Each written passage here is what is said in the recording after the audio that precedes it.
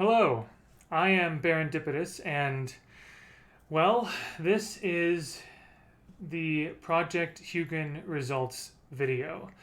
This has been a project in the making for honestly only a couple of months, but it's something that I feel is just really, really needed in the Brawlhalla community. And so here we go.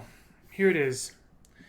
It is late. It is almost 1 a.m. for me right now, but I have the energy that I need to do this. So here we go. So first of all, what is Project Hugin? It is a way to get an accurate picture of Brawlhalla community opinion. It was basically a Google form survey that was distributed on June 6, 2022 on my Twitter account at @bdipitous, where I have a following over 10,000 Twitter accounts, most of which are related to Brawlhalla. I felt that distributing this on Twitter was one of the best ways to get Brawlhalla community opinion. I also distributed it on the Brawlhalla Discord server and the Brawlhalla subreddit. I had one of the Discord server moderators publish it there, and I also posted it on the Brawlhalla subreddit myself. The whole survey was open between June 6th and June 22nd of 2022. So that was a couple of weeks. I closed it at that time mainly because responses were slowing down. I wasn't getting anything new, and I've had a lot of responses as you'll see in a little bit. Project Hugin is named after Hugin, the Brawlhalla character.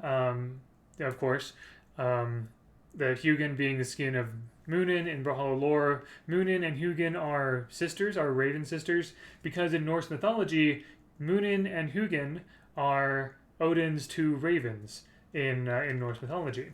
So Hugin is actually the Old Norse word for thought. All right, and so I called this survey Project Hugin because I basically imagined Hugin, the survey, being sent out across the realms online to gather the thoughts of the people, the Brawlhalla community. So that is why I did that, and I'm going to move this microphone over here just to make sure that I can be heard pretty well. Okay, excellent. So that's why this is called Project Hugin, because I was gathering the thoughts of the Brawlhalla community. Before I go any further, after explaining the project, I want to give a very special thanks to my wife, who will go by Cobweb here, for her eternal support of everything I do as Barendipitous, and also for helping me with some of the tedious data compilation work. Also to Sora Sora does brilliant work as a moderator on the Brawlhalla Twitch channel, but also Sora was invaluable, was incredibly helpful with some of that aforementioned data compilation. So thank you so much, Sora, for that. I also want to thank all 1,200 people who responded to the survey. Yes, I had 1,200 responses, which is fantastic. That will give us, and I'll explain this in greater detail later, but this will give us a wonderful representation, representative sample of the community that we can be confident in. I want to thank the developers at Blue Mammoth Games for honestly allowing passionate fans like myself to do things like this. I certainly took care not to try to step on anyone's toes here, and I did not know that Blue Mammoth Games had plans of their own to make a survey after I did Project Hugin, but they didn't really say anything against this project, and they said they were looking forward to seeing the results, honestly. So thank you for that, and the Brawlhalla community for your confidence in me, for your kind words to me, and for your support of my honestly unorthodox approach to Brawlhalla content. I feel incredibly blessed, and I say this all the time. I feel very blessed to have so much support and appreciation for just my nerdiness. Honestly, being a librarian gamer and loving the lore and my probably unusual perspective of Brawlhalla. I appreciate that people support that and that people find that valuable, and I try my best to pay it forward to try to do good for the community. I truly cannot thank every single one of you listed here enough. So why do this? Why do this project at all? The purpose of this survey was twofold. First of all, to show the community what everyone really thinks about the game, because honestly, like there's been frustration about Brawlhalla in the community for honestly years, and it's nothing new. But from what I can tell, too much. I would actually venture to say almost all, if not all, of Brawlhalla community conversations seem to be based purely on observation. Everyone hates this, or no one likes that, or like everyone, or like making lists of people making lists of what they think the community needs. Those are good. I'm not saying that's bad or wrong. I think observation is good and helpful. It's just that it's never the whole picture. It's easy for us to see what we want to see. Social media is, in general, Facebook and Twitter especially, they're infamous as echo chambers, honestly. It's very easy to kind of echo the thoughts that we just keep seeing. People that we admire, people that we follow, people that we are friends with. Observation is not everything, essentially. And so I think that introducing data into the conversation will show the community what the community really wants. Is it consistent with what we've been saying the community wants? And then the second purpose was to show the devs empirical proof of majority active community opinion, because we know, it's very clear that the developers do care. They've always cared. They've never not cared. They've always tried to do right by their player base and by the community. But when it comes to the community, when it comes to the people who are the loudest or the most active in Brawlhalla, it's very hard to know what the community's priorities are when all we have is just observation. Just from maybe a couple of threads or twit longers or things like that. That's just not the whole story. So I believe that having actual, countable, quantifiable data and charts and whatever will not solve everything, but it will be incredibly valuable to community opinion. So, like I said, social media makes it easy for us to see what we agree with, which makes it harder for people to take feedback seriously on social media, honestly. Given the feedback in the online Brawlhalla community throughout 2022 so far, I'm talking like January onward and even before then, I think this survey, Project Hugin, was sorely needed. I believe this will provide a great snapshot of the Brawlhalla community voice in mid-2022. And I believe that information will be very valuable for all of us, developers and players alike. So with this survey and with this presentation video, I have absolutely no agenda, no motive whatsoever except to learn the truth of community opinion and to share that truth with everyone who really cares about Brawlhalla. Before I go on, I realize this video, as you can tell, is very long. And I'm going to go into some disclaimers in a little bit, but I just want to urge you that I urge you to listen to as much context as possible. I'll get into that in a little bit. Information is power, and this information from this survey, I believe, will truly empower the active community voice. That is my aim here. It will empower the community, it will empower the devs, it will empower all of us who care about Brawlhalla. So you might ask, maybe you're not asking, but I'm going to answer anyway, what about munin? So munin is the Old Norse word for memory or mind. So if Project Hugin is, getting the thoughts of the community, what would Project munin be? Well, I would like to say that Project Munin is I say munin, whatever. It's my efforts to climb to diamond rank. It's my efforts to try to improve my mental mind and memory, muscle and otherwise, relating to my in-game skill. It started on April 20th of 2022. Polymonto has been my coach. I've been doing weekly streams. That's actually going to change. My schedule has changed. I will announce new stream times on Twitter soon. But just sort of my progress on my climb to diamond after I think 18 weeks or so.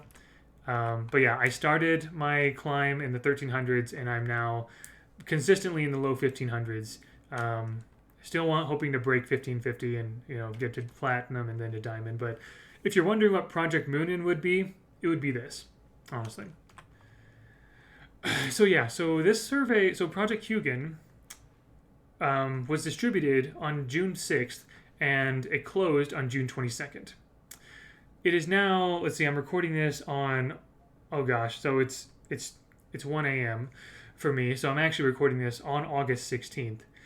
Why did this take so long? It took 2 months. So a few things. I just want to briefly go over this. Between early June and early August, a lot happened in the community. There was a mid-season invitational, there was other esports events. Battle Pass Season 6 reveals took a decent amount of my time and attention as well. There was, if you've been active on Twitter, especially in the Brawlhalla community, there's been a decent amount of community controversy and discussion that also took my time and attention and other people's time and attention. Also, my wife and I have really gotten into Gloomhaven lately. It's a big fantasy board game. So Gloomhaven and a couple other things did also take my attention. I must, in all honesty, place some of the blame on myself for the delay. I will take some responsibility for that. There also were a few family events that slowed down some of the data compilation towards the end. I had some family in town recently, so that did slow a few things down. I do take full responsibility for not finishing this project in the time I initially promised. I initially promised that I would finish this in July, and I am truly very sorry that I did not do that. I really hope that you watching this and, have been waiting for this, I hope you feel this is worth the wait.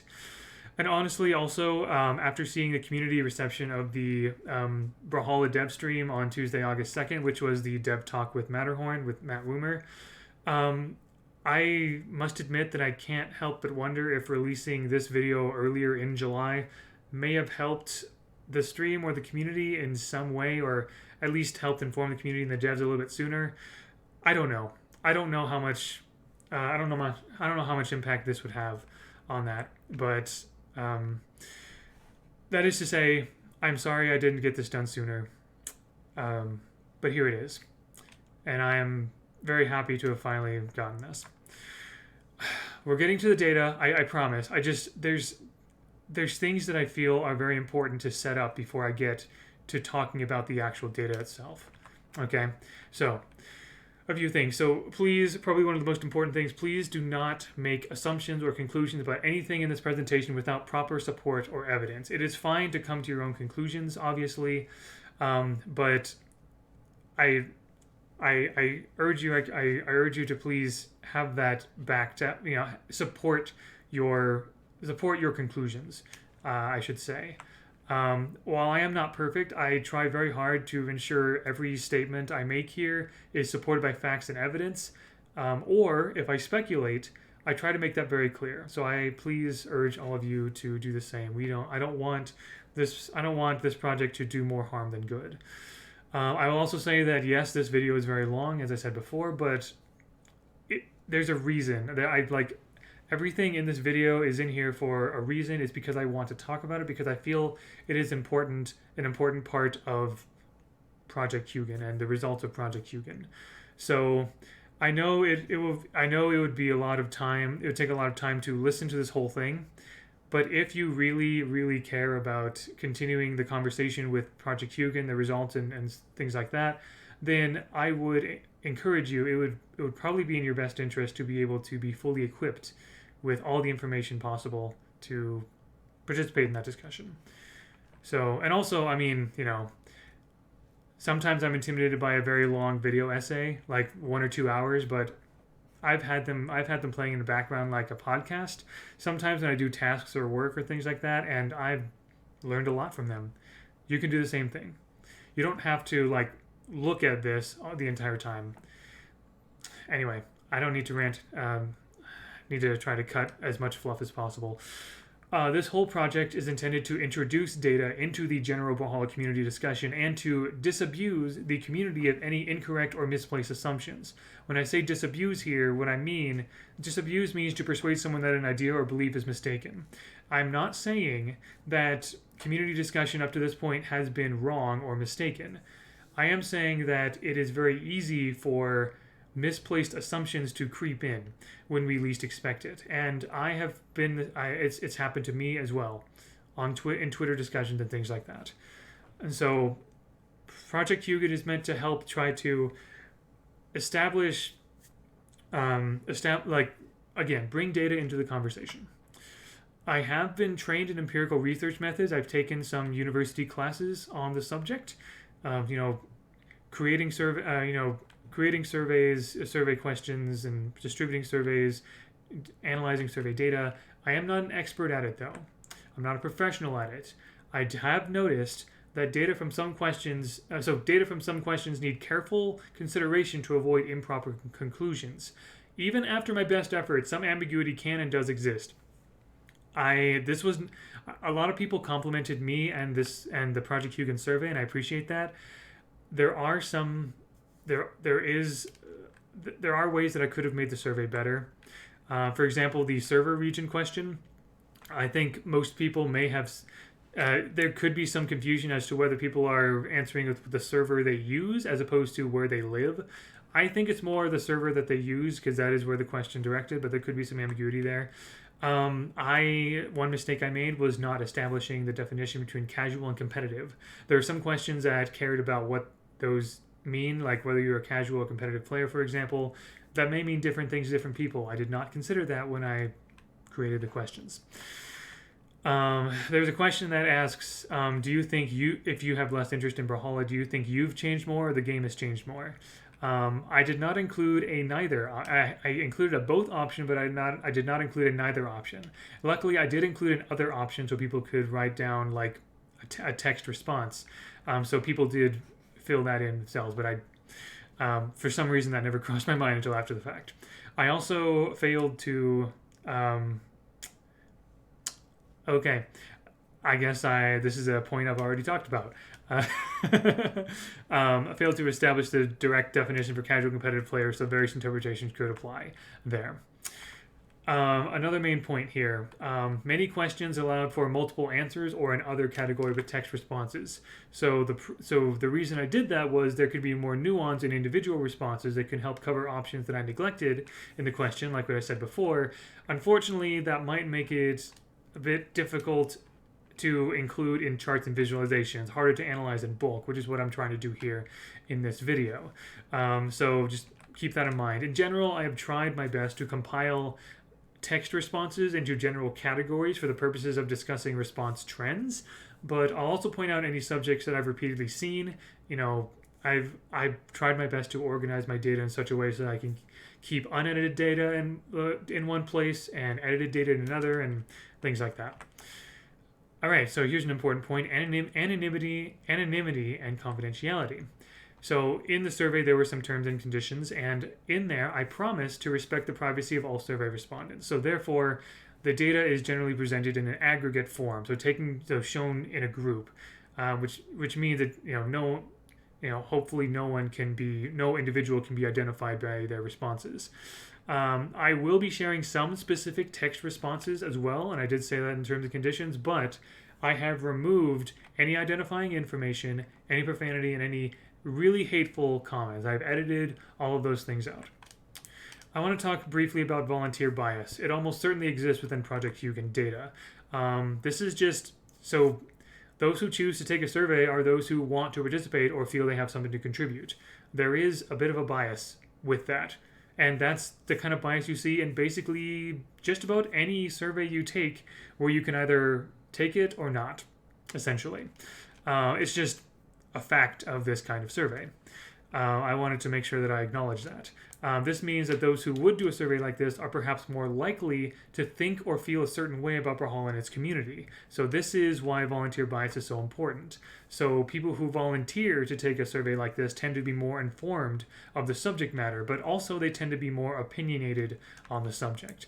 And so I did increase the incentive to take this survey. I had giveaways associated with this.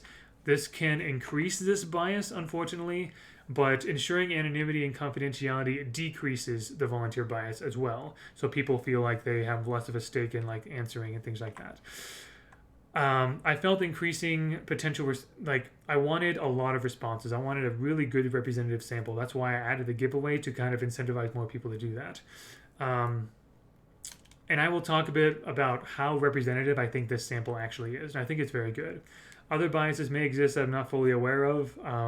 I mentioned a bit about like observation, and the observer bias is a thing. You won't, we tend to see what we want to see is what observer bias is. For more general information on biases, it's a really good website, yourbias.is, and it talks about those kinds of things. But I wanted to just acknowledge volunteer bias here. 2 months have passed, like I said, between Project Hugin distributed and Project Hugin and this video and finished. It's only been 2 months, but I've been surprised by how much the social landscape of the Brawlhalla community has shifted. There, things have happened, conversations have happened between there have been big moments in communication between developers and players, and between players and players, and so on and so forth. There may be some questions that would be answered a little bit differently now than 2 months ago. There might be, and I'm talking more about specifics here. I don't think this did too much in terms of generalities, hopefully. But some examples are that in early June, the sound changes, the patch that had to do with sound, controversial sound changes, that was pretty fresh in people's minds. So that was brought up in a lot of text responses. Also, there were people who said that they wanted wall touch and weapon spawn changes, and those have since happened after Project Hugin was distributed. So even with all of that, I do still feel that this is a recent enough snapshot of community opinion, and I believe this will still be incredibly valuable to all of us. Just keep in mind that the results of this survey reflect the active online Brawlhalla community as it was in June 2022. Still pretty recent. Things still have happened, but honestly, again, a lot of the things that have been talked about, basically, I don't think the differences between now and then are cause for concern as far as the survey goes, because most of what the survey presents right now is a reflection of a community that's been stewing on these same opinions and feelings for months and even years. Like things are just kind of been coming a bit more to a head recently, but these, the same problems and complaints have still existed. I just thought this would be a good reminder nonetheless. This is also very important. It's possible that some of these survey results may surprise you, maybe even baffle you. I don't know. I don't know what you're expecting from Project Hugin. I don't even know what I'm expecting from what Project Hugin will accomplish. But I just want to really strongly reiterate that I have no agenda except to learn the truth of community opinion and to share that truth with everyone who truly cares about Brawlhalla. That is the only motive I have. That's the only agenda I have. I'm not trying to defend or bash this is my agenda. I promise you, upon my own personal integrity and upon my own reputation as serendipitous and as a sincere seeker of truth, I promise you that all the survey results and the numbers and everything that I present in here are genuine. They are as genuine as I can possibly make them. These results are, as far as I can possibly know, a reasonably accurate representation of the Brawlhalla community that took my survey. All right? I'll talk more about confidence level and margin of error very soon. But if there are mistakes in the survey or mistakes in this video, they're honest mistakes. I have no malicious intent here. Even though I am a Brawlhalla partner, I am not trying to defend Blue Mammoth Games. I'm trying to show the truth of what the community feels and thinks. I have tried to check and double check my math and methods, so if there is an error, just keep these things in mind.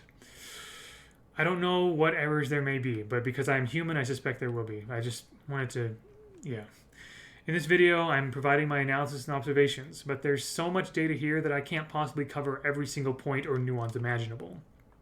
So I invite you to look closely at this data yourself. Pause in different parts of this video to consider what reasonable conclusions you can make from this and what you can learn from this. I welcome comments and sincere discussion. In the YouTube comments below, on Twitter, anywhere. I am happy to have this discussion about the Project Hugin results continue, and just the community have good productive community dialogue throughout as we try to find solutions that will work for all of us. Okay, I am almost done with this section, I promise. I want to, so there's a couple of important definitions that I want to establish for the rest of this entire video. For the purposes of this video, please keep in mind these two definitions. When I say community, I am talking about those who regularly engage online with the subject of Brawlhalla and various social media and online content platforms. So the community means those who are active in the Brawlhalla, community, those who respond to Brawlhalla, or to BMG, or to Brawlhalla content creators, or who talk about Brawlhalla on Twitter, those who are active on the Brawlhalla Discord. The people who are active online in the Brawlhalla community is what I'm calling the community. And I say this because it is different from, so I'm not sure how large the community is exactly, but my estimates are based on online engagement with online post streams and videos. I believe the active online community is in the tens of thousands, if not a few 100,000 total, just across all platforms. I'm basing this off of like how many people follow Brawlhalla on Twitter and on Twitch and things like that, and kind of like having a conservative estimate of like, okay, we see these large follower numbers for Brew Mammoth Games, maybe like about half of them or fewer are actually active. So probably like thousands or tens of thousands of people are in the community, all right? Now, when I say player base, I'm talking about everyone who ever plays Brawlhalla anywhere. So Brawlhalla boasts over 80 million players. All right, this is the player base. This is not the community. This is the player base.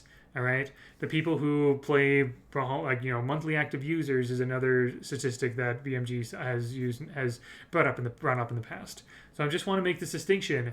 When I say community, I'm talking about those who are active in Brawlhalla-related discussions online, those who are active in creating fan art, creating content, engaging with fan art and content, engaging with dev streams, that sort of thing.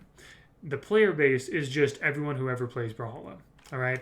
And it's possible to kind of be in a mix of both. You might not be too active in the community. You might be more in the player base. There's a little bit of nuance there, but I just want to make those distinctions clear. Community, Brawlhalla community versus Brawlhalla player base, okay?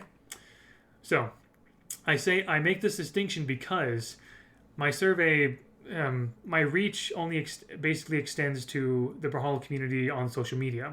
Twitter, a little bit of YouTube, a tiny bit of Reddit, a tiny bit of Discord, a tiny bit of Twitch. Because my survey could only reach those who saw it on Discord, Twitter, and Reddit, the Project Hugin survey results are representative of the community.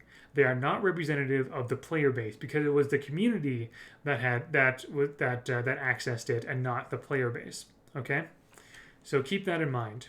I remember, I know people who were frustrated with Matt Woomer's responses in the August 2nd dev stream, dev chat with Matterhorn.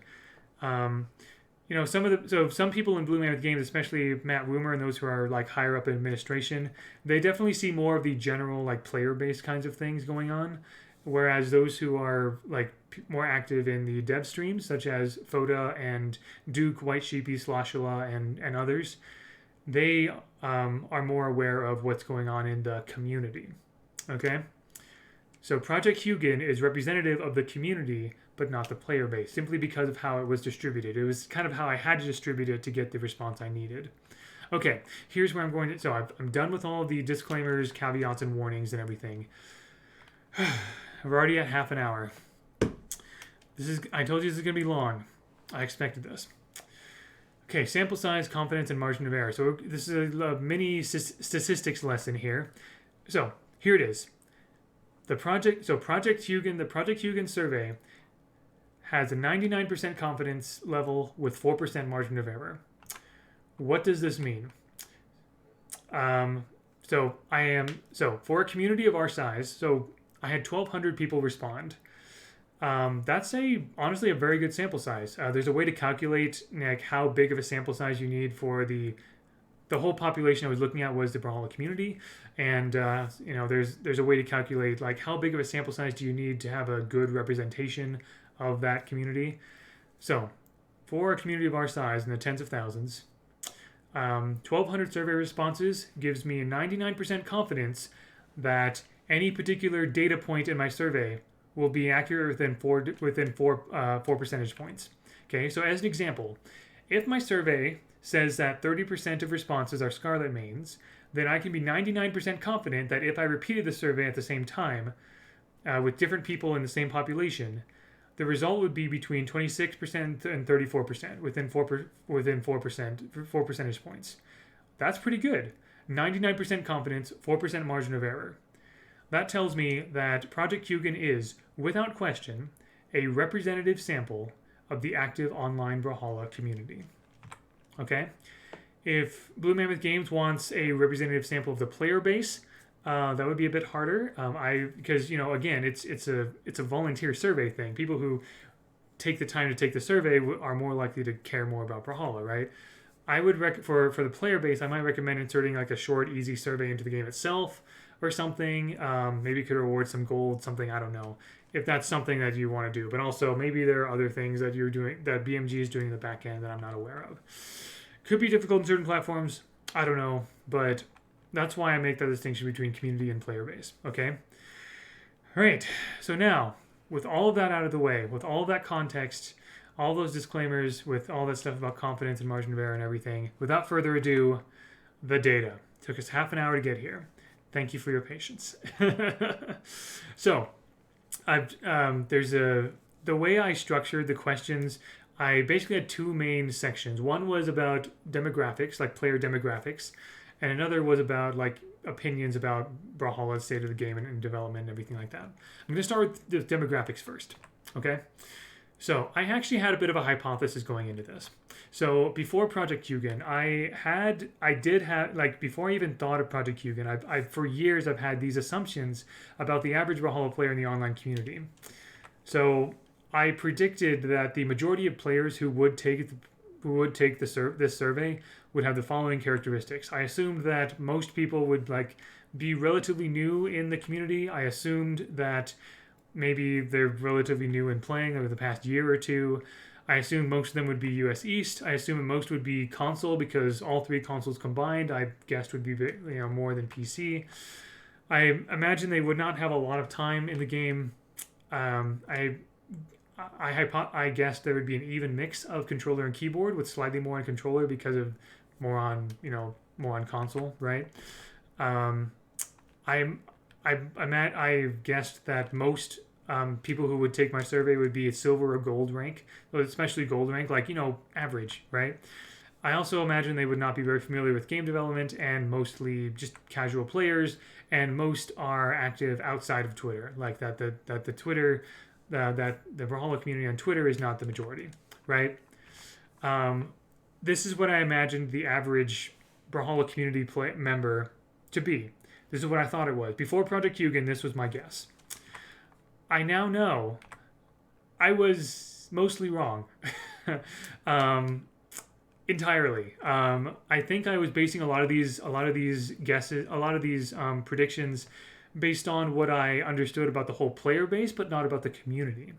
Okay? Because it would make sense that most of the player base would be ranked silver or gold, right?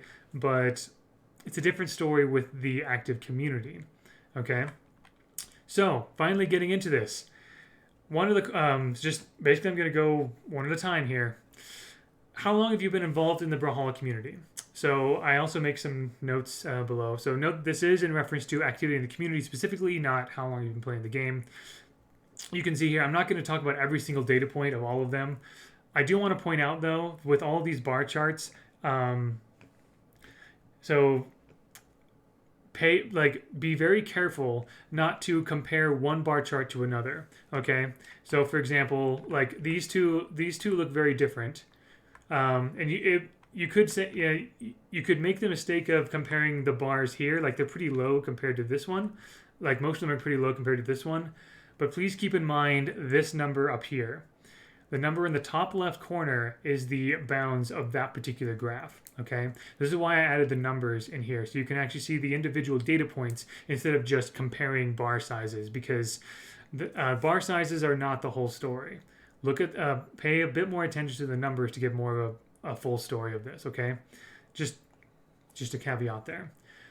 You can see that most people report being active in the Brawlhalla community for 2 to 3 years.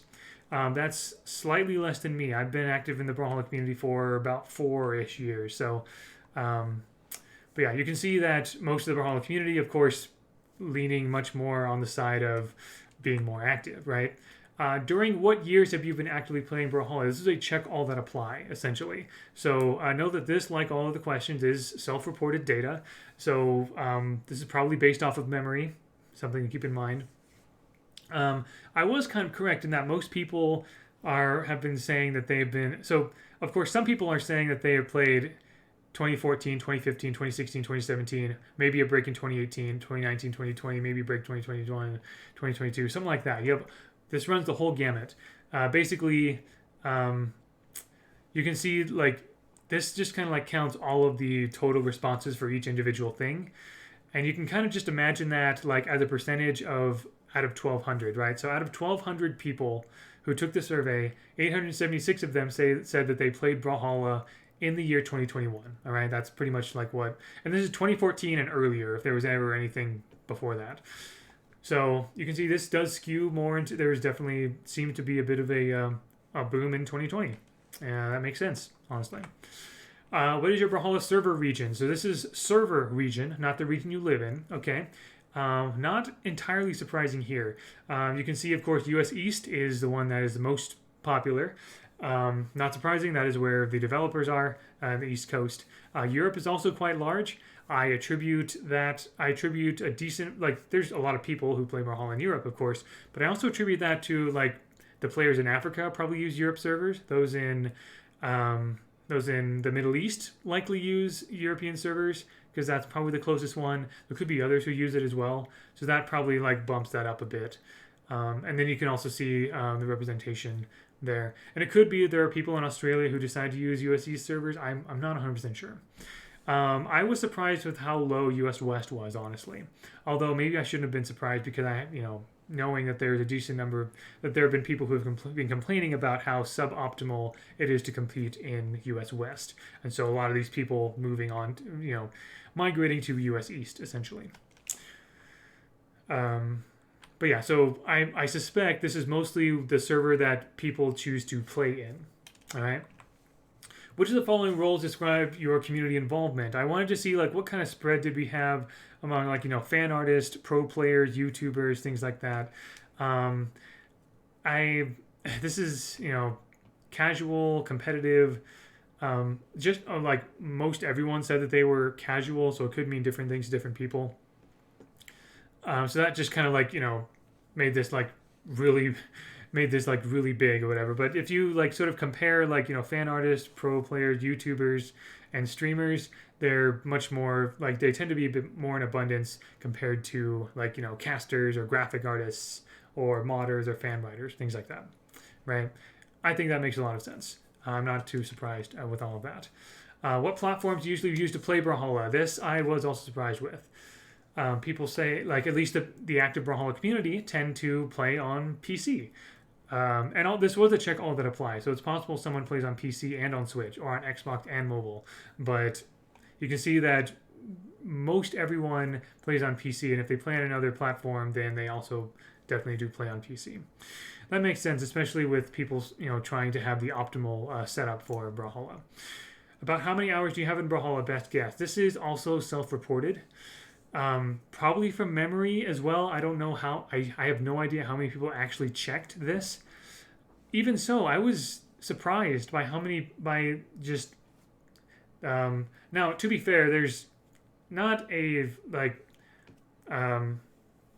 With the bound being only at 400, there can be like a pretty big gap between, just 100 points, just 100 responses. But I was honestly surprised that people reported playing like thousands of hours, honestly. Like the majority of the responses say that they've been playing for thousands of hours. How true is that? I'm not 100% sure, but I mean, I trust the data. Like the community is clearly a lot more experienced with Brawlhalla than I honestly gave it credit for.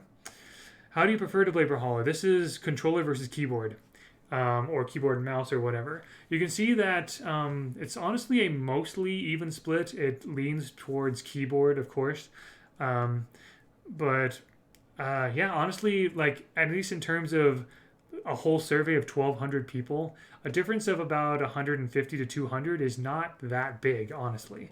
So, so yeah, there you go. And yeah, not entirely surprised. Although it is odd that 111 people said that they play on mobile, but only 11 people say that they prefer to play on mobile. So anyway, I'm sure there's lots of other things that I could do if I went back and forth with a lot of these things, but this is a long video, and this video is focused on presenting the data, and I with a little bit of analysis. I am leaving a decent amount to the community to be able to like sort of analyze this as well, and I will analyze this alongside you guys as well. Which rank best describes your skill in the game? Not your highest, but your most consistent. So I tried to like kind of get a sense for like where were people's skill rank at. This is why I worded the question in this way. You can see that I expect, so we still have a bell curve, not, well, except not really, because these two don't really count, right? Not sure, and I don't play ranked at all, don't really count. So we actually have a very skewed graph here towards platinum and diamond. I make a note here, there were only a few dozen responses that told me their specific elo, because, and I suspect that's because people, like when you reach like 2200, 2300, 2400, that seems to be around when people are kind of thinking I'm high diamond or I'm above diamond, that kind of thing. But because there's no rank above that, that's kind of what you have to do. So so that's why I said diamond and up, quote unquote. But you can see most of the Brawlhalla community is platinum and diamond. I was shocked by this, honestly. And it could be that, maybe if you technically qualify as platinum if you barely make it and that kind of thing. But I did not expect this. This as well as the hours was pretty surprising to me, honestly. Yeah. How familiar are you with game development? There is a decent amount of nuance within each category, but I feel confident in the general accuracy of these general categories. So you can see that I expected that most people say that they know a little bit about game development, which makes sense if you follow developers of your favorite games.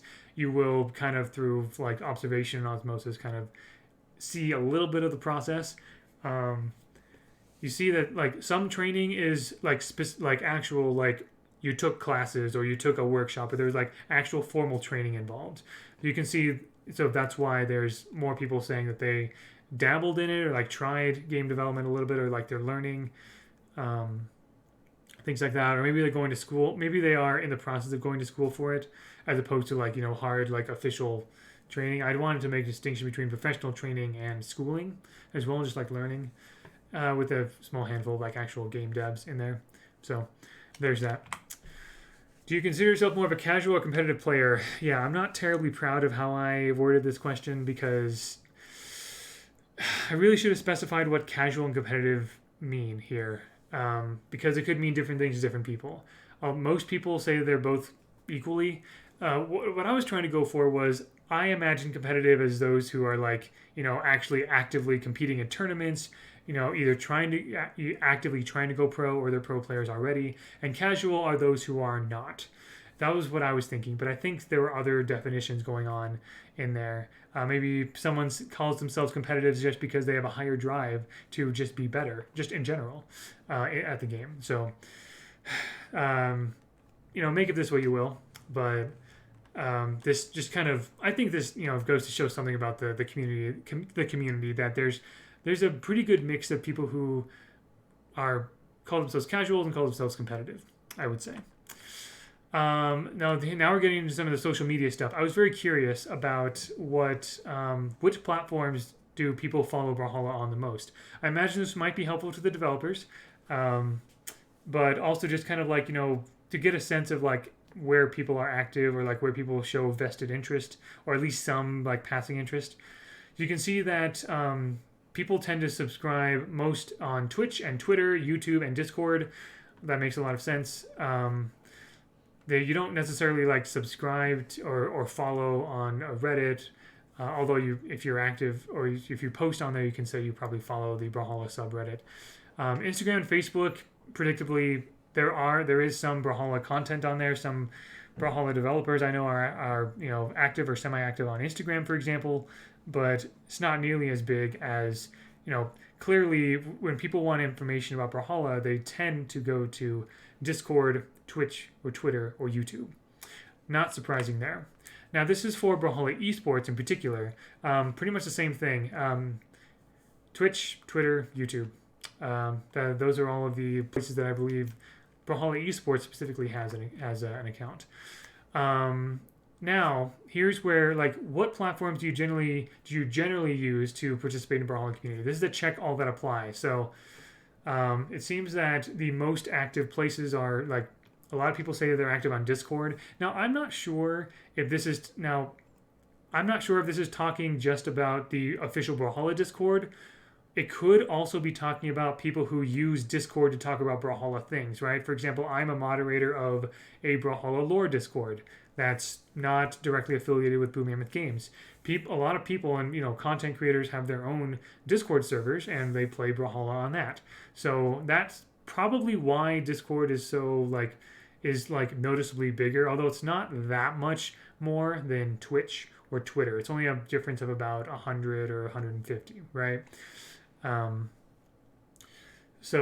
yeah, again, not too surprising. I expected the activity to be kind of here. I guess I didn't expect, like, I probably should have. I didn't necessarily. I should have expected that a lot of activity is still very much on Twitter, Twitter and Discord, and Twitch with a bit of YouTube as well.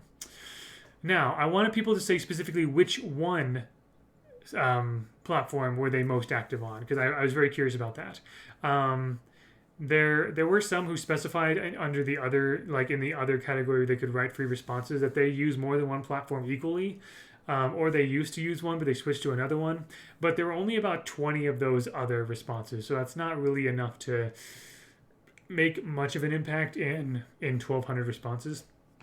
So once again, people say they're most active on Discord. That makes sense. In Twitch and Twitter. There you go.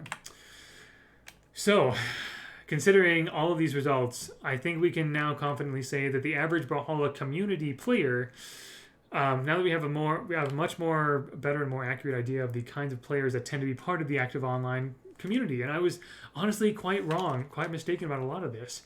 According to Project Hugin, the majority of the players in the community have the following characteristics. Been in the community for 2 to 3 years. Most have reported playing in the 2020s, if not earlier. Most use the US East server. Most play on PC. Between 500 and 2,000 hours in the game, self-reported, so definitely a lot of hours.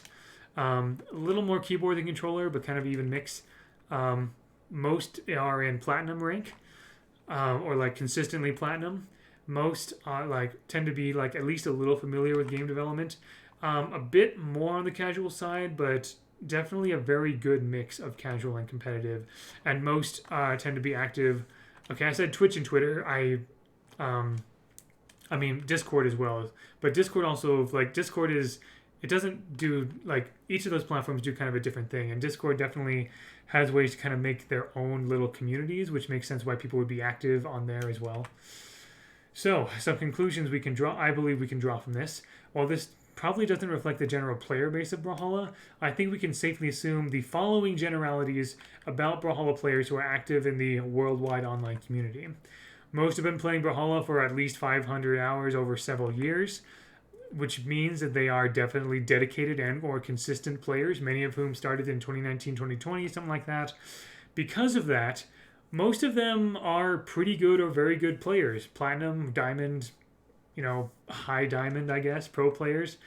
There's a very high concentration of players in the community who are very experienced with the game.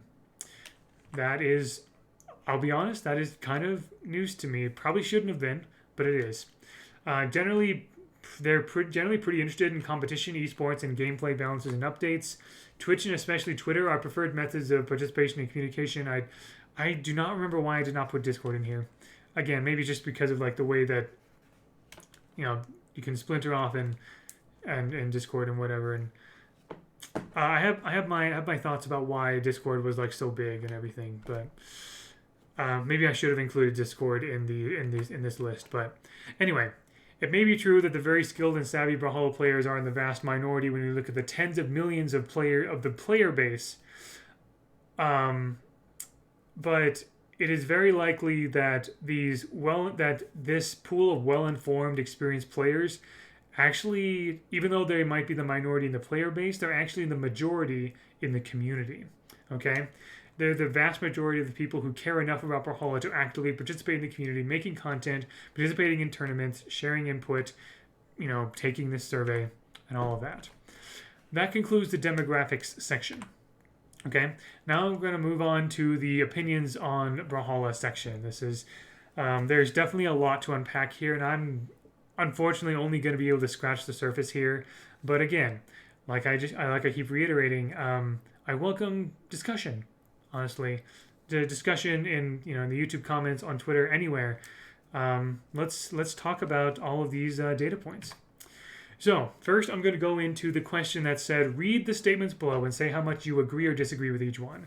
So if you took the survey, oh gosh, you know what? Very brief water break here.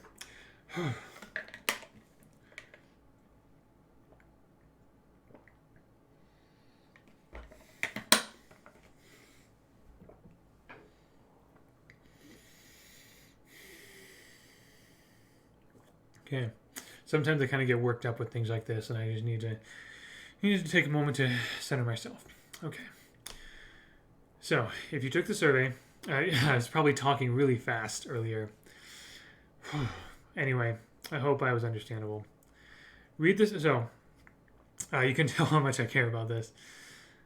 If you took the survey, you may remember that there was a section that said, read the statements below and say how much you agree or disagree with each one. And basically, with each statement, you answered either you strongly agree, neutral, disagree, or strongly disagree, right? You've seen that in surveys all over the place. So I'm kind of gonna go quickly through these. I didn't want to bulk up my presentation. I have 72 slides in this presentation. I would have had maybe 100 or more if I did this. If I did one for each graph. So I'm gonna talk about general trends with each of these. Okay, so I'm satisfied with my overall experience in Brawlhalla. Most people agree. A bit of disagree. And again, once again, please pay attention to the top left number to kind of do not compare this big bar with this big bar. Do not compare these bars with these bars because there's a difference of 200 here, and that can make quite a bit of difference in terms of size. So pay a bit more attention to the numbers. But in terms of comparing within the same graph, yeah, pay attention to the bars. But do not compare the bar size from one graph with the bar size of another graph. Okay, just please keep that in mind. All right. This is one of the reasons why it's possible to lie with statistics, and I'm trying very hard to be as truthful as I possibly can with statistics and with data, okay? Trying to give full disclosure up front. Top left-hand corner number. Pay attention to the numbers here. Okay. Yeah, so most people generally agree they are satisfied with their overall experience in Brawlhalla. This might be more of the game more than the community. I will admit I'm not 100% sure. But, with a bit of, you would kind of maybe expect to see more maybe agree or neutral with things like this. I'm satisfied with the way Brawlhalla Esports is run.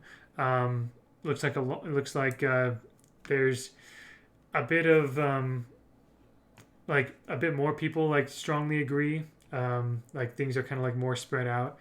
Basically, the more kind of the less skewed or the more flat that a graph is, the more kind of divided community opinion is on this question. I love getting involved in the Brawlhalla community. So definitely, even strongly agree and agree with neutral, but it seems like people generally find it a positive experience. So mostly positive kinds of things here. With the question, Brawlhalla will continue to have a thriving community and esports scene for years to come. This seems like kind of similar things. It sounds like people, for the most part, are like either fairly confident in this, or there's a higher neutral answer with this one as well, slightly higher. So general like optimism and joy is kind of what I'm getting, like very very broadly speaking here. So these are questions about the developers of BMG. The devs of BMG know what the community wants. You can see that this actually tends towards the disagree side. That people tend to think that the developers either do not know what the community wants, or kind of do, kind of don't. The developers at BMG care about what the community wants. This is a bit more on the agree side, but again, you can kind of see how kind of more even this graph is here. Definitely more who agree than more who disagree than who strongly agree.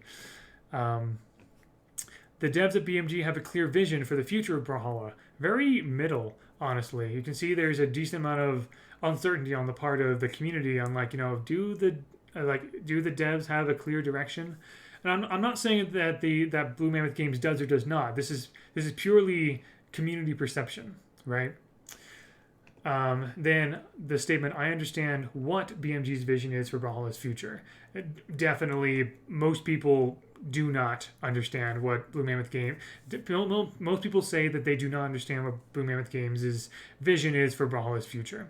And you can definitely see a lot of this in this sentiment in a lot of the text responses. So here, this is interesting. Brawlhalla caters mostly to a casual player base, or Brawlhalla caters mostly to a competitive player base. I was very interested to see how this would shake out. So you can kind of see this. People tend to agree a little bit more that it caters mostly to a casual player base, kind of. A little more with player base than with competitive, because you can see this is more skewed towards agree than this one. But given the numbers, we're still in the 400s and 300s with agree and neutral with both of these, right? I think there might be a slightly, maybe like 60-40 split, or maybe 55-45 split roughly, about whether people think that Brawlhalla caters mostly to casuals or mostly to competitives. Again, I did not define what casual means and what competitive means, so that is unfortunate. I'm very sorry once again about that. Most people agree or strongly agree that Brawlhalla is an important entry in the platform fighter genre, which that is, I love seeing that personally. Brawlhalla is respected as part of the platform fighter genre. A lot of agrees here, but definitely more kind of a flat graph here, where there's a decent number of people who are neutral or disagree on this one. Especially like a few years, I think it was maybe stronger a few years ago, maybe, I don't know. I did see a little bit of this when I went to a Smash Brothers event last year. There's a little bit of Brawlhalla. Not a lot, because Brawlhalla wasn't talked about a lot there, but there was a little bit of that perception still, I think. Okay, moving on to the next question. Please rate the following features, all of them real community suggestions based on how important they are to you. So from left to right, from left to right in each graph, we have most important, kind of important, neutral, not important, don't care at all. Okay, so from most important to I do not care at all, and everything in between. Okay, so clans for console, people think this is generally important. New rank above diamond. The unfortunate thing is that you're probably going to be seeing a lot of most important, or a lot of most important or kind of important, kind of skewed graphs here with a decent number of these things. But if nothing else, it shows how much people can mark most important for multiple things. So in this survey, so you couldn't pick and choose just most important for just one or something. But if nothing else, this does show how many people care about these particular features, right? Clans for consoles sounds like it might be kind of like more nice to have kind of thing. New rank above diamond, yes please. Story mode, yes please. To a lesser extent, you can see this kind of. It is possible to not answer questions, so you might see some lower numbers with some of these. That might be another thing to pay attention to. You see similar graphs with rank above diamond and story mode. You see similar trends with them, but you see different numbers, right? There's like a difference of about 100-ish or 50 or whatever between the two of them. So if someone doesn't respond to something, that might tell you something as well. Cross progression account linking, not surprised. Huge spike in most important there. Solo queue for rank 2v2, kind of like middle, kind of important, neutral. Training mode while waiting in ranked queue. A lot of people really, really want this one. Same with new regional servers, like for Africa or the Middle East or things like that. This is probably less so because, again, most of the community is in America and is well served by the servers. But bot-only custom lobbies. This is something that me and a handful of other content creators have been really, really wanting. But most of the community does not care, clearly, as far as I can see. Updated tutorial. This is interesting. This is very, very interesting to me. So we've just established that most of the active Brawlhalla community are veterans at the game. They know the ins and outs of the game. They are like platinum, where they spent hundreds, if not thousands, of hours on it. And yet, an overwhelming majority of these, an overwhelming majority of the community seems to really want updated new player experience. I think that says something about the community. That says something about how much the community wants more players to be engaged in this game. That I think that says something about how much the Brawlhalla community wants Brawlhalla to be easier to get into, right? Especially now when more is going on in the platform fighter genre. Weapon balance changes.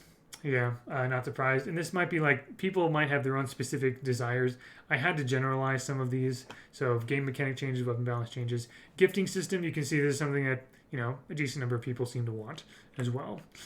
1v1 queue that's not ranked or experimental, just straight up casual 1v1s. People seem to generally want this one. Disabling crossovers or toggling crossovers for tournaments. This has to do with like the issue some people have with some crossover animations. This is a little less skewed, but still towards most important or kind of important. Level requirement to play ranked. Prevents easy Smurf accounts. And then character creator, create your own legend. This is something people do not think is very important. I think it's important to distinguish that the question asked whether you think this is important. Like, I think people were answering whether they think this is important to the game. And maybe a little bit less about what they particularly want. I think a lot of people would say it'd be cool to create your own legend, but I think also a lot of people would be saying that why focus on that when you could be focusing on account linking or focusing on level requirement of play ranked or other things that the players think are more important to the game. So things to keep in mind there. Tournament mode in game.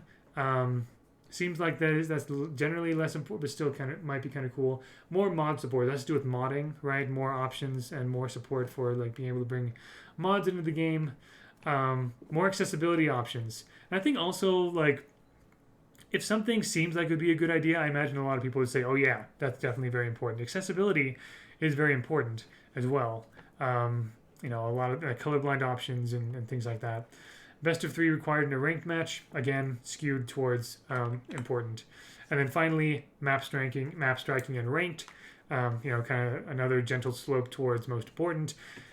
And this is another like big like kind of generalization, which I might have done that particular issue a disservice there. Network/technical optimizations. There's so much nuance packed in that one. It's not surprised that many people would say that would be most important. Okay. Now, getting into the free response questions. There were about 8 free response questions. I want to make a few notes about these.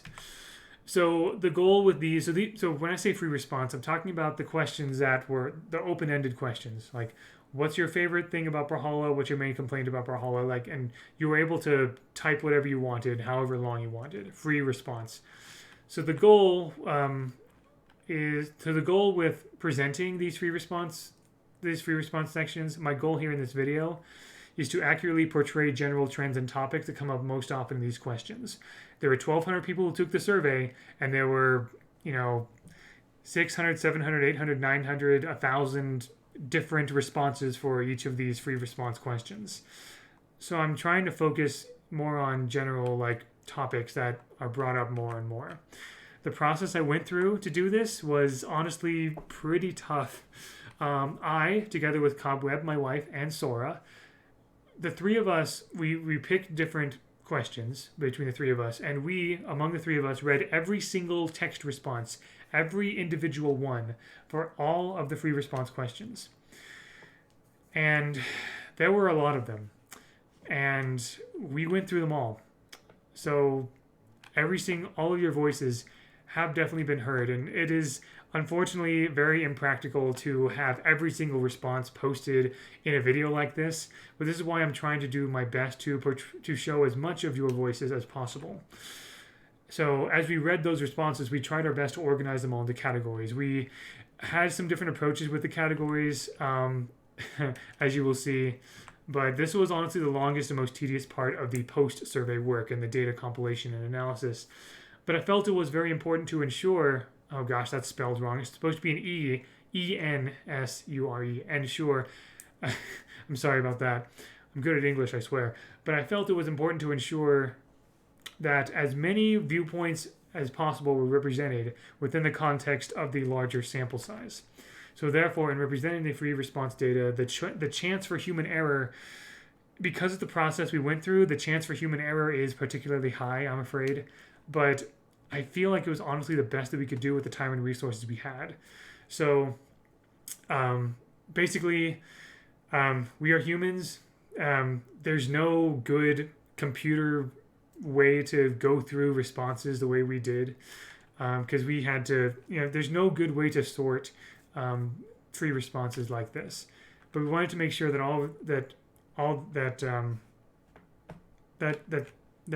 those free response questions, again, that the voices are heard. So I'm not going to go over everything, but these are general categories essentially, and the number at the end of each of these were the number of responses beneath that category.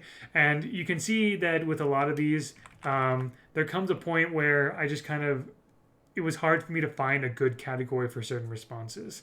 And so you'll see some I think, but also in general, I think this is a good spread. These are good spreads of what people were talking about in these free response questions. So, is there a feature not listed that you think is very important to add to Brawlhalla? So, feature not listed, I was talking about all of these different features that you think is important or not important. This question asked, do you think there's a feature that was not listed that you think is important? You can see that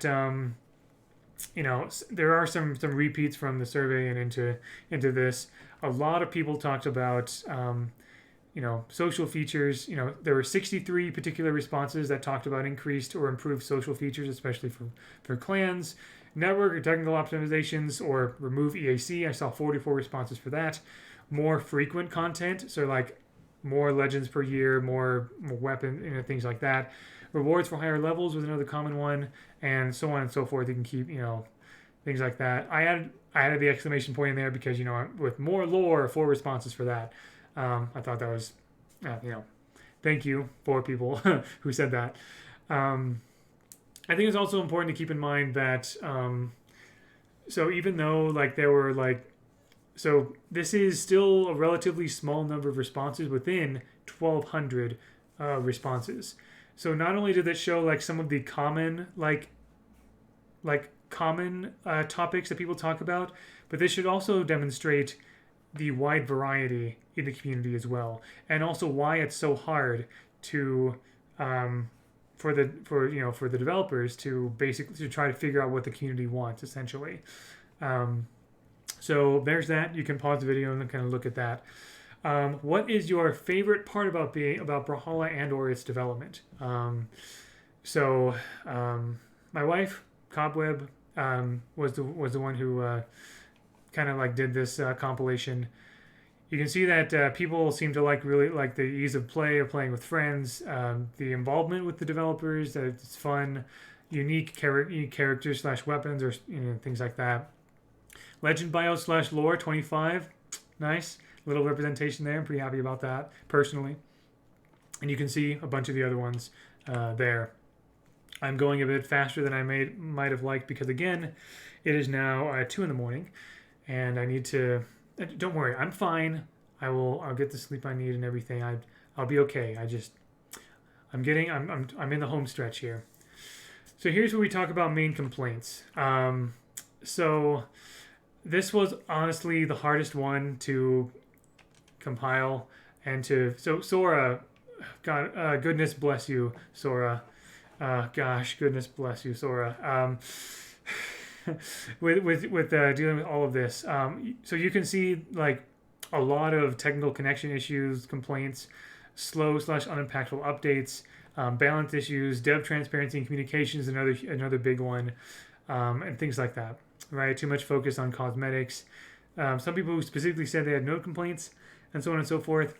There's lots of things you can not enough focus on lore for 14. There's a lot of things you can learn from looking at all of this. One thing I want to point out, just something I just noticed. We have some people complaining that the game is catered more towards casuals and pros, and some people complaining the game is catered more towards pros and casuals, or catered more toward PC than console. Kind of again, like it depends on who you're talking to on like. It's, there might be there might be more people who think a certain way than others, but there's still a decent mix, right? Of like these two, for example. This continues. Like I said, this was the hardest one to organize. So I'm sorry if some of these categories and responses don't make sense. After a certain point, I'm just like, I was so tired and I wanted so hard to just finish this. So, here you go. What keeps you coming back to Brawlhalla, if applicable? So you can see, why people come back. Some funny things about, people say that they're addicted or, they just play when they're bored. Some people say sunk cost fallacy. I decided to say invested because a lot of people say, I'm good at the game or I spent a lot of time on it, so I care about it. So you can be invested in different ways: time, money, emotion, emotional investment, skill, love the community or the devs, and things like that. You can see a bunch of other things there. What keeps people coming back and engaged with Brawlhalla over time? So I was very interested with this one. Imagine you're able to sit down to chat one-on-one with a BMG dev of your choice. Which dev would you choose, and what would you say to them? So for the purposes of this presentation, I'm only showing the choice of dev because there were way too many different responses for the second half of the question. For example, you can see, not surprisingly, 305 people said that they would talk to Foda. And they would, talk to Foda about all different kinds of things, right? I do not have the space or the time to talk about all those specific things, but I am hoping to share the specific responses because people responded with things they would talk about with the devs.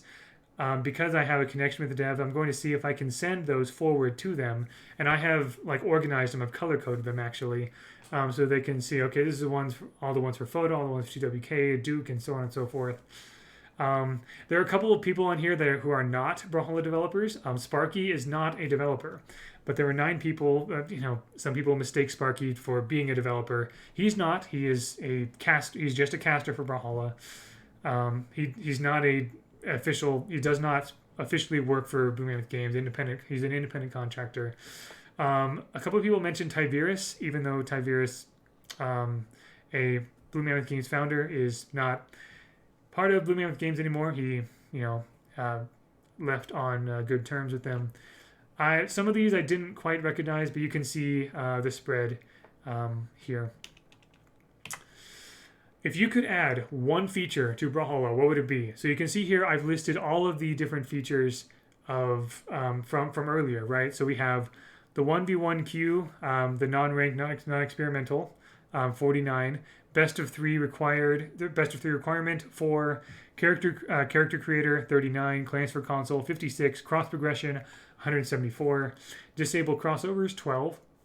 Mechanic changes 64, gifting system 54, level requirement for ranked 12, map striking in ranked 14, accessibility options 19, mod support 30, technical optimization 129, new rank 78, new regional servers 22, solo queue for ranked 2v2 24, story mode 173, tournament mode 25, training and ranked lobby 26, updated tutorial 64, weapon balance changes 97. I read those because I realized the numbers and text might be harder to see on that one. But you can see that if people were given the option to only add one feature to Brawlhalla, most people would add cross progression, some type of network or technical optimization, or story mode. It looks like along with new rank and weapon balance changes. So. And then here's a few extra ones. There was an other section. So here's a few things that people just sort of like added there, like as the one thing that they would add. So there's that. So I was kind of thinking like, I've been thinking that some people who say that they are bored with Brawlhalla or they feel Brawlhalla is stale, I feel like to some extent, a lot of those people, especially those pros who have been leaving Brawlhalla, they've been playing for 5, 6, 7 years. So it makes sense that they would be bored with it after a while and look for something new. So I was very curious, like for those people who have lost interest, do they personally feel that the game has changed more, or that they as a person has changed more, or a bit of both? You can see that it kind of skews a bit more. More people say that they think the game has changed more than they have, or a bit of both and things like that. It's like mostly even. There's only like a difference of about 130 between these three, and then 66 people have specifically said this question does not apply to me. So some people took the liberty of explaining why they've lost interest, and so they've listed these things here as well. So some final comments from the final thing was one of the final questions in the survey was basically a space for like, if you want to say something about the survey, or you want to say something to me as Serendipitous, or just say something about Brawlhalla in general, just anything at all. What do you want to say? And I was very humbled by how nice people were in general. There were, of course, like some suggestions like shared in there and things like that, and best wishes and whatever. And some responses also, kind of like sharing like decent concern or skepticism for the future of Brawlhalla as a game and or community. But a vast majority were saying that you thought the survey was very good and thanking me for the survey and for what I do. And I really appreciate that. I was also a bit intimidated by the fact that a lot of people were saying, I hope this survey changes things for the better. I hope this survey convinces the devs to change things. I hope this survey makes Brawlhalla better. And this is one of the main reasons why I spent so much time with the disclaimers earlier. I'm not trying to change Brawlhalla. I am trying to make the community dialogue better. I'm trying to introduce data into the conversation where I felt it was sorely needed. Whether or not that will change things for the better, I hope it will. But that's not my aim. My aim is to, again, like try to help the community by bringing in data and showing showing a representative sample of the whole community. And I believe, again, this survey shows what the community is like. Here are some general observations. Just kind of, again, there's so much time that I and any of us could spend on like deep diving into different data points, comparing data points and comparing responses and things like that. And I would love to do that with you guys. From here on in the next days or weeks or maybe months, whatever. But here's just a few things that I just kind of like sort of noted, just kind of like as I was going through the data, I thought, interesting. I realized I myself did not fill out the survey. This doesn't really matter because one person's response does not skew the whole data set, really. And plus, I'm the one looking over things, and it's not my opinion that I was looking for. I was looking for the whole community's opinion. Besides which, my opinion of the game, I've noticed, tends to be in the minority. I thought before Project Hugin, I did not think that I was in the minority with how I felt about the state of the game, or how I felt about the developers, or how I felt that development was going with the game, or how I felt communication was. Turns out I am in the minority with my sort of more optimistic view about a lot of things. Not to say that the community is generally pessimistic, but when it comes to player developer communication, when it comes to the potential of the when it comes to like what the game should be, or what the devs could be doing, I tend to be more optimistic than a lot of people in the community. I've noticed a decent, not an overwhelming amount, but maybe like about like 30 or 40 responses total in the surveys, saying things like, you should listen to the pros. But I'm wondering how many of those people are pro players. This is purely speculation on my part. I just kind of like the way that people were saying these things, like devs should listen to the pros more, and like, the pros know what's going on with the game.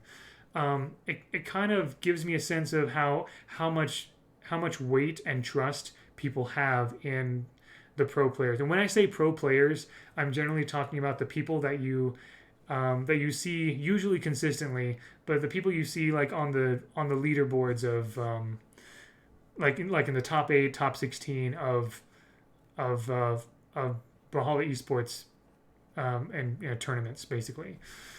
I classify that pool of like maybe like hundreds of players around the world who can be called like pros in this sense.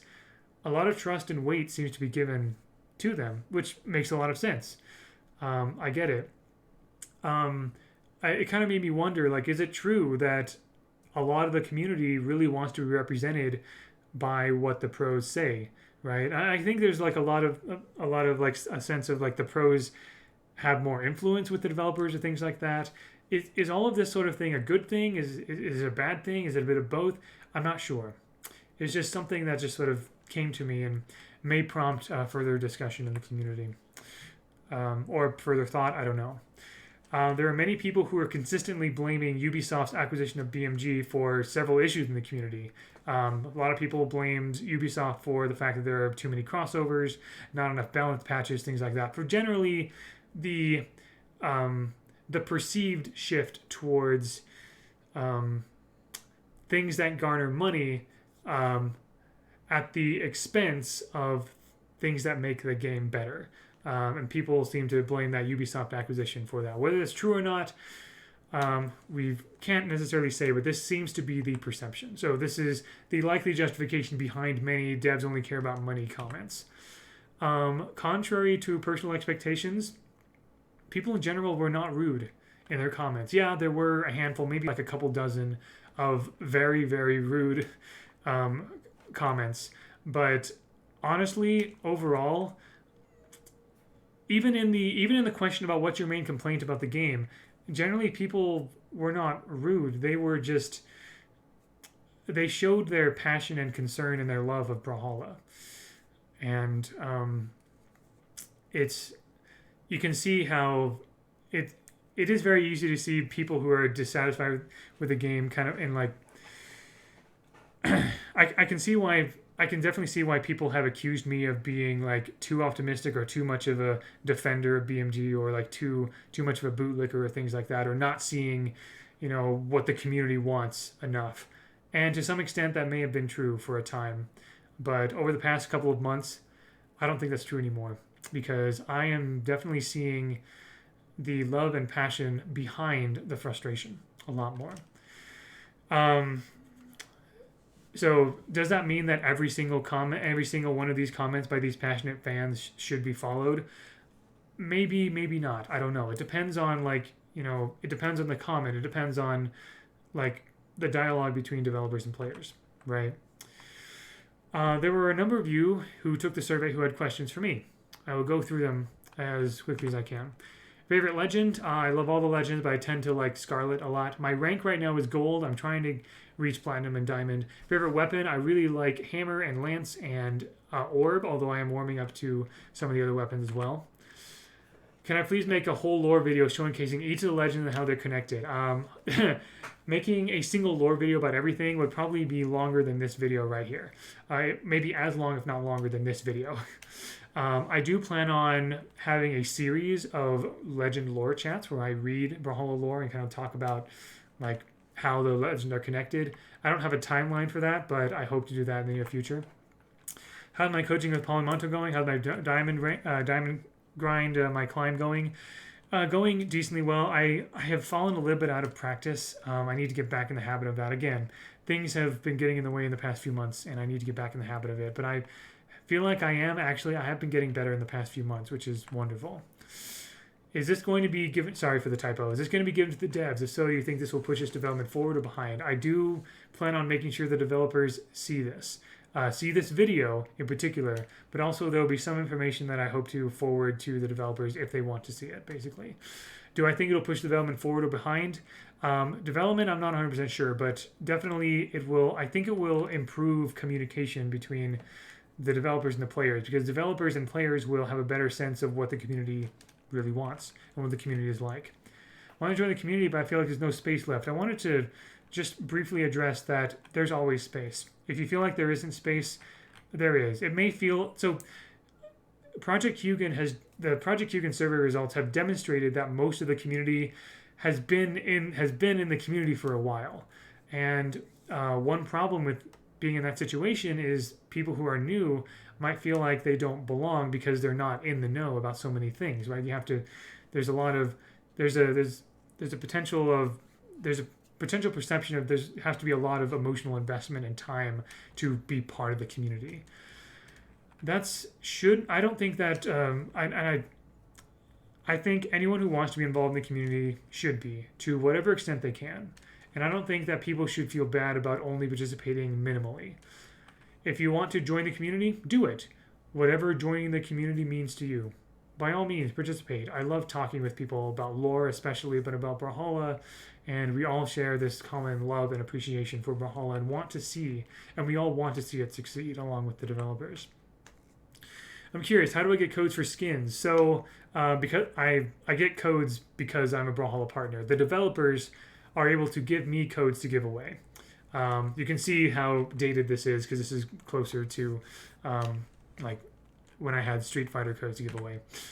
Is this going to be a weekly, bi-weekly thing, or is this going to be repeated or whatever? I'm glad you had fun. It's nice to know if your voice is heard. Project Hugin was planned to be only a one-time thing as far as surveys. So I don't plan on making another survey like Hugin 2 or something like that. Will I do surveys in the future? I will address that later in the video. So I thought this was a very interesting comment. And this was a kind of another thing that kind of demonstrated to me that I'm very well aware that I've garnered a lot of attention from Project Hugin, with Project Hugin in the community. And I worry that a lot of people have a lot of expectations for what Project Hugin will accomplish. I want to make it very clear, just like what the developers said in the dev chat with Matterhorn on the August 2nd dev stream. Project Hugin is just like that August 2nd dev stream is an experiment. It is something that I am trying to help improve community conversation. I don't want this to be the end all be all, and like I am happy that I finally am finishing this, but I want this to be like I want this to be like, if not a turning point, at least a point in the conversation. I want this to be not an end, not necessarily a beginning either, but more another step, essentially. That's what I want Project Hugin to be. And I will, and on the thing about like actual debates, I thought about that. I thought about hosting debates, but there's a lot of planning and logistics that goes into that. But there you go. I thought that was a very interesting, thought-provoking comment, and I appreciate it. Yeah, so especially in May and going into June, I was accused a number of times of being a blind defender of Blue Mammoth games. That was not my intention. because I basically my intention with saying the things I said about like trying to have a more measured approach to community controversy and community frustration, which seems like I'm basically if there's a lot of people who are shouting and yelling and angry about something, and then someone like me comes in and says, okay, well listen, let's think about this. Maybe it's not as bad. Maybe we need to think about it like this, and it could not be as bad as we initially think it is. In that situation, it's very easy for those people who are angry to call me a blind defender. But I hope you can also see how that's not my intention as well. And I also hope that any of you who have been seeing me as a blind defender of Blue Mammoth Games, first of all, I hope you can see why I genuinely love and appreciate Blue Mammoth Games and the developers and Brawlhalla, and I care. It should be very clear that I care a lot about the Brawlhalla community. I do tend to be a optimistic person. I tend to assume the best in people, perhaps sometimes to a fault. I will admit that. I hope it is also clear that Project Hugin, as well as my time in the community over the past couple, as well as my involvement in the community in the past couple of months, have shown me where I was wrong. Okay, I can't like name specifics right now because a lot has happened, right? But I do know that in some things I was wrong, in some things I believe I was right. I hope that this video shows that I have changed my mind about a few things. I am still probably overly optimistic. I still give the developers the benefit of the doubt. But my perception of the community and of community complaints and of community frustration has changed, and I feel like I understand the community a lot more. So I hope that is made clear. The lore I like the least. I don't know. Like there's some lore that doesn't feel like it's just very not very connected. Like Asuri, for the most part, is just kind of like her own thing, right? Or Nash, for example. Even though there are a few connections you can make, but I love all the lore of all the characters. What feature do I want for Brawlhalla? Obviously, story mode. I would love that. And I do also like, I would like to see better tutorials and things like that. But there's lots of other things. Like any other feature that I would want tends to be more like lore and narrative based. I love what the devs are doing with the battle passes, and so I just love seeing more of that. What made me love lore? I've always loved I've loved connected universes like the Marvel Cinematic Universe and things like that, and I've always loved narratives in video games. And there was just it's hard for me to describe, but there's just like when I saw how deceptively deep Brawlhalla lore is deceptively simple, and it is very simple, it's hilarious and epic, and you can enjoy it just on surface level. But I was surprised at how much I enjoyed it when I went deeper. Like, it was not shallow. There were a lot of connections, a lot of historical and mythological context and all of that. So there's a short answer to that. My favorite character's lore. So read Scarlet's lore. She is very smart. She is very strong. She is very wise and very adventurous. Very cool character. So I wanted to bring this up just because this is a question, and this is not a question that I can answer because this question implies that the premise of this question is that the devs do not care. But that's not true. The devs do care. They have a different perspective than what a lot of the community does, and I hope that Project Hugin is one of many things that can help bridge that gap in communication. Epic weapons, very interesting idea. I have no idea, but who knows? I don't know what that would look like, but interesting question anyway. This is another kind of someone saying someone saying I feel you're blindly supporting BMG. You need to understand you need to understand the community mindset, and so I just wanted to bring, this is another comment where I just thought, again, it made me pause, it made me think, and it made me think about how much Project Hugin has changed my perception of the community. Um, I understand the community a lot better now. So I hope that you can see that I have adjusted that. This is not a question. This is, I just really love this one because this so perfectly encapsulates how general some of the community's frustration is. A lot of people in the community just want the devs to fix the game and improve the servers. Probably, this is why it's so hard for this is like, I think this is a good demonstration, if nothing else, of why it's been so hard to like give general community feedback to the developers, saying this is what the community wants here. It's been hard to do that because it's been hard for even us as a community to know what we want. But now, thanks to Project Hugin and hopefully the BMG survey, hopefully now we have a much better idea of that. So I have two sections here. I have based on all of this, and I could talk at greater length about these things, but I have suggestions for the developers and suggestions for the players based on my observations in Project Hugin. Okay, take them what you will. But these are some of my just thoughts for the developers first, and then to the players. So I wondered, like, hypothetically, what if I were a community manager in Brawlhalla? I don't know if I would. I'm not sure if I would have the time or the means or whatever. But if somehow magically I became the community manager for Brawlhalla, what would be my first what would be the first things that I would try to figure out?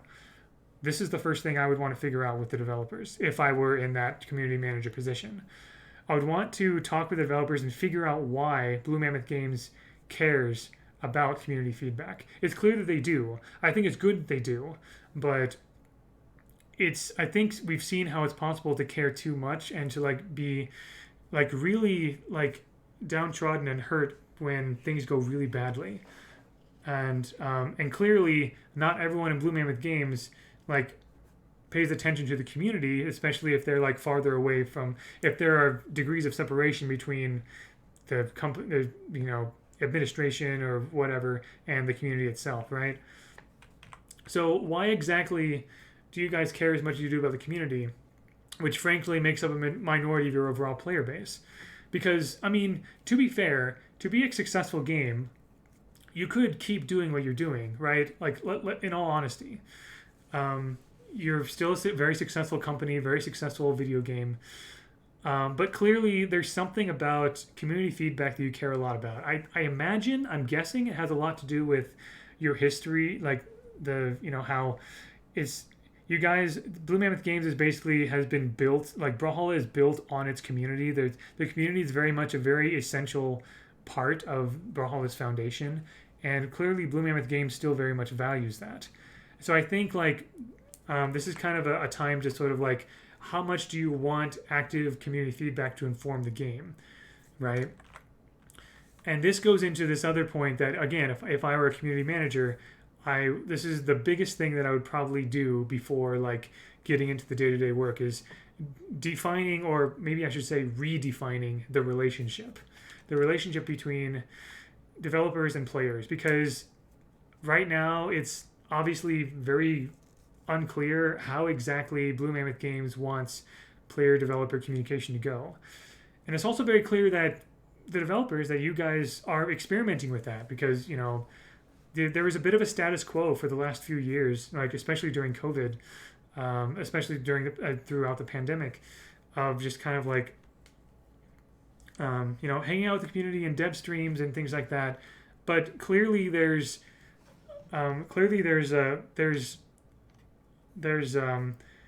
desires in the community that are not being met.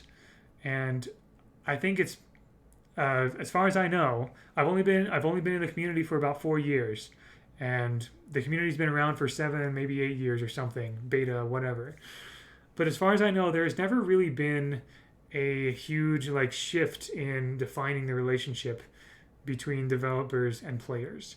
Maybe that has happened internally before for BMG, but I think this seems like this is something that needs to happen so we can kind of figure out what the vision and mission is behind player developer communication, and what so why do you care about community feedback? Define the relationship. Figure out like the communication channels, right? Like what would be the best ways to gather community? Is it through surveys? Is it through Twitter? Is it like trying to maybe make the support more responsive for players or something? I don't know. What's the best way for players to help you in a way that could also help players feel heard? I think that is another crucial question to be asked. And what do you want out of us, the players? Again, why do you care about us, the community? I'm glad that you care. Very, very glad that you care. But some of the why, I think, might need to be either evaluated or reevaluated or made clear. And also, on the other side of that, what do you hope players get out of the community as well? What is your goal for the community? In your ideal idea of a community, what does that look like? And I really love this video, honestly. I've talked about it on Twitter before, but the person who made this video, Mark Brown, this was made in 2020, kind of goes over 4 main points, and he does address it mostly to developers. Maybe I'm preaching to the choir here, and you guys are already aware of this video, and there are probably other videos like this. But maybe there might be some thoughts and ideas in there, because there are several stories shared in that video of what other game developers have done in other situations and things like that. And I think there are a couple of examples in there that might be helpful if you're not aware of them already. Now, I'm getting into suggestions for players. Be prepared for some no's, okay? So, assuming that we achieve the improved communication with the developers that we want, and I do have the hope that we will, we need to be prepared for and accept that we need to be prepared to accept the fact that sometimes the dev's answer is just going to be, we tried but we can't. Okay? Obviously, the community has not been satisfied with, we are working on it, or let's try again or something. But there will be things, I'm pretty sure there will be things where the developers will have to say, look, let's say hypothetically account linking. Let's say the developers say, in the improved communication, they tell us, hey, we've done everything we can to have account linking, but we've tried every avenue. We've gotten feedback from you guys about other things to try. We've done everything we could. We've done everything you've said that maybe we should try to do. We cannot do it. That may happen with some of the things that the community wants. And I think we need to be prepared for that. That's going to be part of the communication. Communication is a two-way street. I'm not sure if I'm preaching to the choir and like you all know this, but I just worry that, if we do achieve the improved communication, I'm concerned that there might still be a lot of people who say, what? But, there's a reason why it's hard for developers to be as transparent as you might want them to be, because there can be backlash, right? And like we need to make sure that we have that we're prepared for some of that. As long as the developers do the best that they can and clearly show that they are doing their best, I believe they are in the process of improving that process. Then there's some work on our part as a community to make sure that we accept certain answers. We will also get some things that we've been wanting, I'm sure, but we won't get some things that we've been wanting as well. Communication and compromise is a two-way street. I think we should afford the devs the same amount of patience and compassion that they've been trying to extend to us, right? The devs are trying very hard, extra hard now, to listen to us, to try to help us be heard, feel like we're being heard. I know it will be hard for some of us to be even more patient than you already have been. Clearly, there are some of you in the community who are essentially at wit's end, but there's no quick fix here. If you need to take a break from Brawlhalla or the community, by all means, come back later when things are better. But this is a process for all of us. Also, we as players need to understand the distinct role of players and developers in this feedback and communication loop. So we as players are very good at noticing problems. Okay, we're very good at noticing bugs, noticing issues with a game, things like that. because there's a lot more of us than there are of the devs. And so, however, the developers are the ones who are best equipped to take those problems and find the solutions. And also, the game is not so the game does not belong to us. The game belongs to the developers, but the community belongs to us, right? The developers do not own the community. The community is what we make of it. The community is what we put in. The community is what we put into it. What we get out of it as well. So they're both players and developers play a very vital role for each other, but we need to understand where our limits are with that.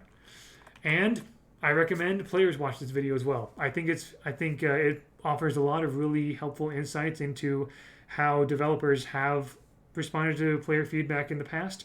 Some successes and failures regarding that. And I think there are some examples in there that are very, I see some similarities with going on with our community that happened with some of the things that are mentioned in this video. So I recommend all of you watch this. It's only 17 minutes long. Final thoughts, and I say for now because again, I want Project Hugin to, even though Project Hugin itself will be finished with this video, I want the ramifications of the data of this video, of the data of the survey to continue. I want this to be a continuing dialogue over the next weeks, maybe months. So my final thoughts for now are as follows. Like I said earlier, I encourage discussion. Let's talk about all the stuff in this video. It is very possible that some of you disagree with some of my conclusions or some of the things that I've been saying. Maybe you've seen some things in the data that I have not. Let's talk about it. Let this be a continuation of our efforts to create a more informed and respectful community. I'm not trying to make monumental changes to the game. I'm not trying to tell the devs to change. I'm not trying to defend BMG. I'm just trying to bring something into the community conversation that I felt was missing. There is so much nuance on all sides of Brawlhalla because Brawlhalla is all about humans. Brawlhalla is the people who make it and the people who play it. And the players care. The developers care. And I am so pleased that I've finally been able to deliver this data to all of you to show you what the community is like. That we can go beyond mere observations and that we actually have proof of the things that the active Brawlhalla community cares about, where the active Brawlhalla community is talking, what the active Brawlhalla community is talking about, where they are talking about it, why they are talking about it, the types of players they are. We have this information now, and so the time is ripe to talk about it. Let's talk about it with the developers. Let's talk about it amongst ourselves, especially. Let's focus on moving forward together. To answer the question, will there be more of these surveys like Project Hugin? So, like Project Hugin, probably not. There were lots of weighty expectations here. I learned a lot, but this took a lot out of me. It is 2:35 in the morning right now because I have been trying to finish this as soon as possible. Like basically down to the wire of when I promised I would finish this. This took a lot more work, especially with 3 responses, than I realized. And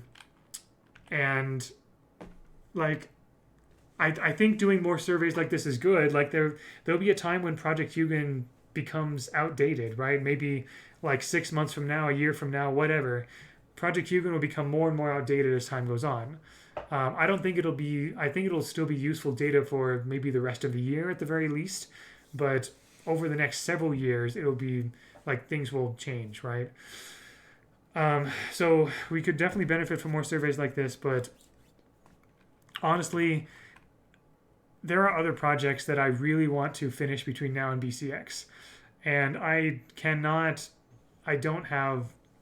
believe that I have the ability to focus on a survey of this magnitude in that time. However, there is BMG's official survey that they released about a month or so ago.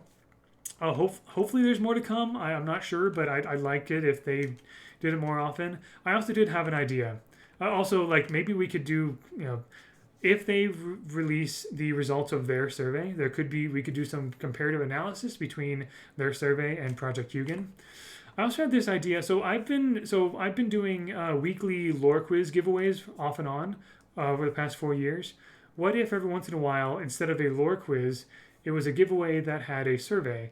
Not a long survey like Project Hugin, but maybe like 1 or 2 questions. More of a pulse survey, kind of like to sort of check the pulse of the community, with like a couple of timely questions, like 1 or 2 timely questions, and then it would be very easy for me to report back on the answers to the community. What if I did that attached to giveaways? Are there thoughts about that? Maybe. Who knows? That was an idea I had. That might be a lot more manageable. I'm not going to have no promises though. Speaking of which, I did have a giveaway assigned attached to this.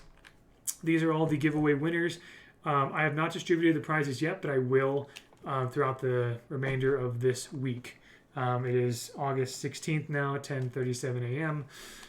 This week, all of you will receive your prizes, so via email.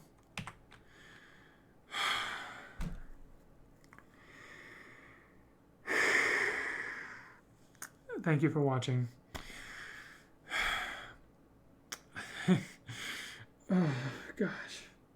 Thank you. Oh, man. As soon as this video releases, I don't know what's going to happen when this video releases. But right now, I feel a huge weight has been lifted off my shoulders. I am tired. I have to wake up early tomorrow morning to work. But I wanted so badly to finish this. I usually don't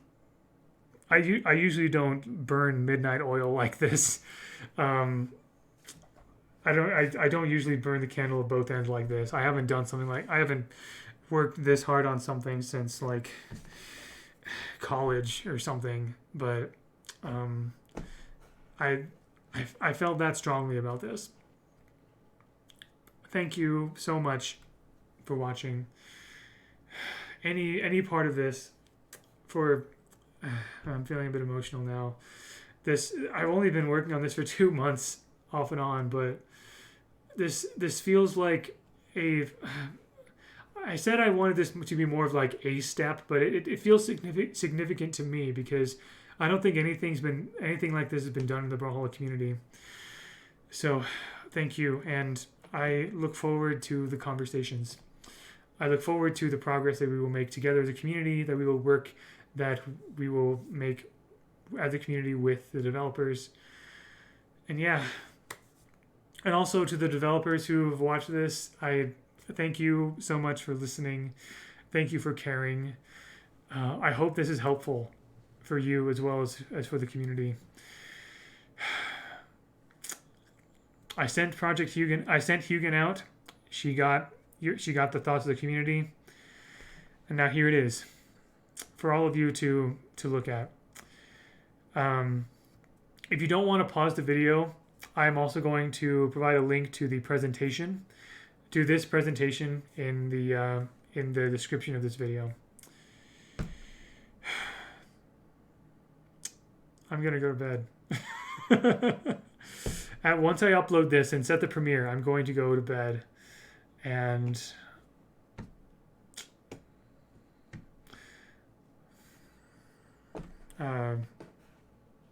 until next time, until we talk about this,